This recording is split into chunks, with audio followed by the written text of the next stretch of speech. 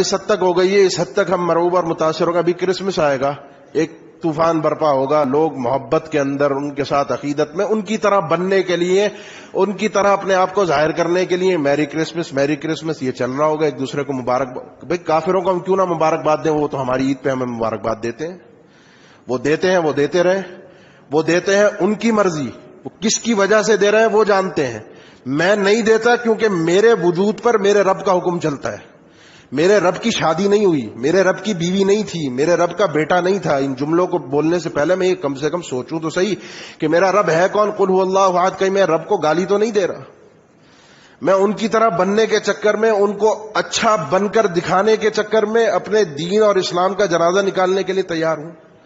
میں کہاں تک گروں گا یہ اس کا مجھے اندازہ نہیں ہے، لیکن یہ مجھے پتا ہے کہ جب تک میں ان کی ملت، ان کے دین کو اختیار نہ کر لوں وہ راضی نہیں ہوں گے.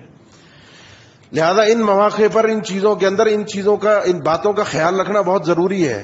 ہمیں اس حد تک نیچے لے آیا گیا کہ نہیں جی کیا مسئلہ ہے، ایک کافر مر جاتا ہے، اس کے مرنے پر اس کے لیے رحمت کی دعا کرنا، ہم تو اتنے کنجوس ہو گئے کافر کے مرنے پر اس کے لیے رحمت کی دعا تک نہیں کر سکتے. وہ ہمارے لیے کرتے ہیں، وہ ہمارے لیے پیغامات بھیجتے ہیں خیر سگالی کے، ہم ان کے ساتھ یہ کام نہیں کر سکتے. بھائی نہیں کر سکتے، اس لیے نہیں کر سکتے کیونکہ یہ بخشش اور مغفرت، جنت اور جہنم میرے اختیار میں، میرے ہاتھ میں نہیں ہے. یہ آخرت کے معاملات ہیں، اللہ کے ہیں. اللہ نے بتا دیا کسی مشرک کو، کسی کافر کو بخشے گا نہیں.